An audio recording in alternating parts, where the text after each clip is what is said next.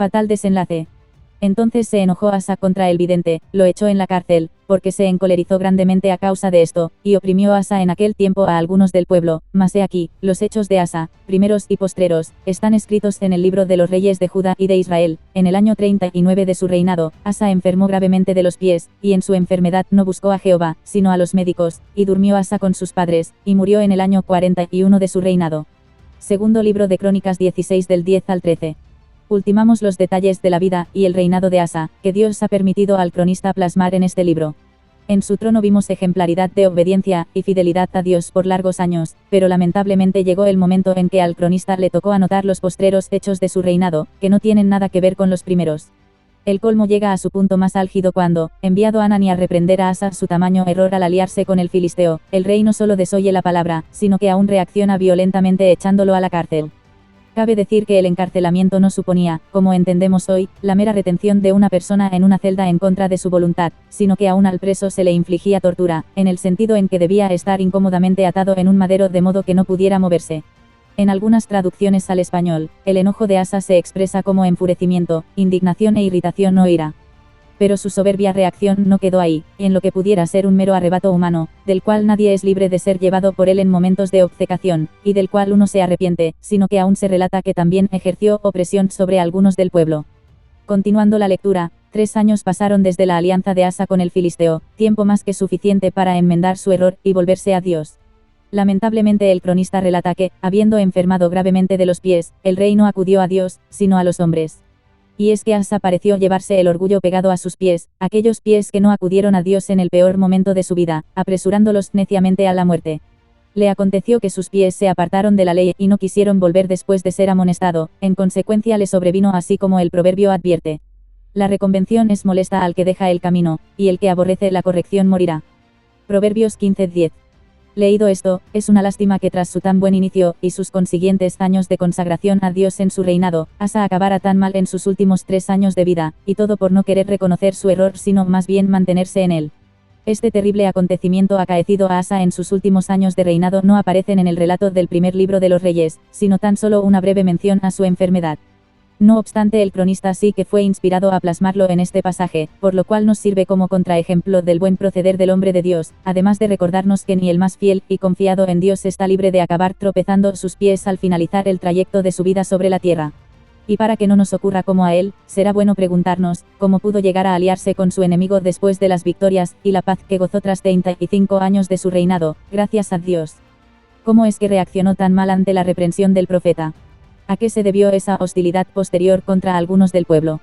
Tuvo oportunidad de arrepentirse. Primeramente Asa se debió acomodar en la paz de su reinado, al no recibir amenazas de guerra por largo tiempo, debió descuidar su necesidad de acudir a Dios en el resto de la cotidianidad en sus asuntos reales.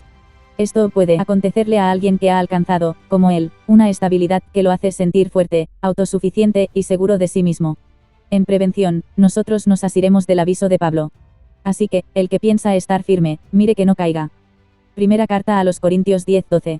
En cuanto a su reacción contra Hanani, podemos ver un claro rechazo hacia la confrontación, por cuanto no quería arrepentirse. Esto acontece muy a menudo durante la exposición del Evangelio, que provoca el rechazo de muchos, no porque el Evangelio sea digno de rechazar, sino porque sus conciencias se ven golpeadas y se resisten al arrepentimiento. Porque todo aquel que hace lo malo, aborrece la luz y no viene a la luz, para que sus obras no sean reprendidas. Juan 3:20. También esto puede acontecer al creyente, que sabiendo que ha obrado mal, rechace la amonestación para que su obra no sea expuesta. En contraposición a esto, deberíamos buscar precisamente el rechazo de todo lo malo que puede haber en nuestra vida, porque no somos libres de caer así como de cometer errores a lo largo de un solo día. Deberíamos empaparnos de la disposición de David por mostrarse íntegro delante de Dios, de manera que antes de recibir amonestación alguna, podamos clamar a Dios tal como él dijo. Escudriñame, oh Jehová, y pruébame, examina mis íntimos pensamientos y mi corazón. Salmos 26:2. Tocante a la opresión que ejerció luego a algunos del pueblo, como si le hubiera sabido a poco encarcelar al profeta, solo podemos observar el resultado del rencor y del resentimiento de quien hace de un enfado momentáneo un estado permanente en su corazón.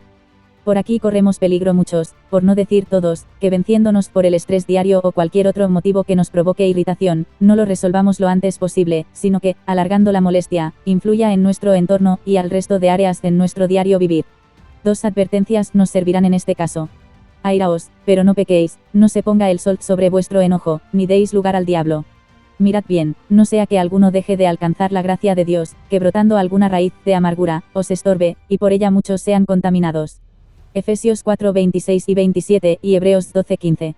Finalmente vimos que Asa tuvo 3 años para arrepentirse y clamar a Dios, al contrario se mantuvo en su pecado, quizá por orgullo, pero también pudiera ser que aquel acto público de encarcelar a Hanani y de castigar con dureza a sus defensores le provocara tal vergüenza que no se sintiera digno de acudir a Dios, fatal error por su parte, acudiendo finalmente a los mortales.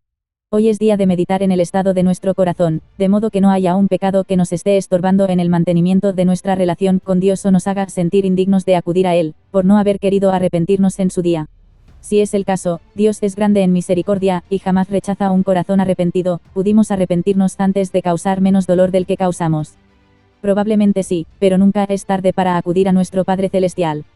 Porque no tenemos un sumo sacerdote que no pueda compadecerse de nuestras debilidades, sino uno que fue tentado en todo según nuestra semejanza, pero sin pecado. Acerquémonos, pues, confiadamente al trono de la gracia, para alcanzar misericordia, y hallar gracia para el oportuno socorro.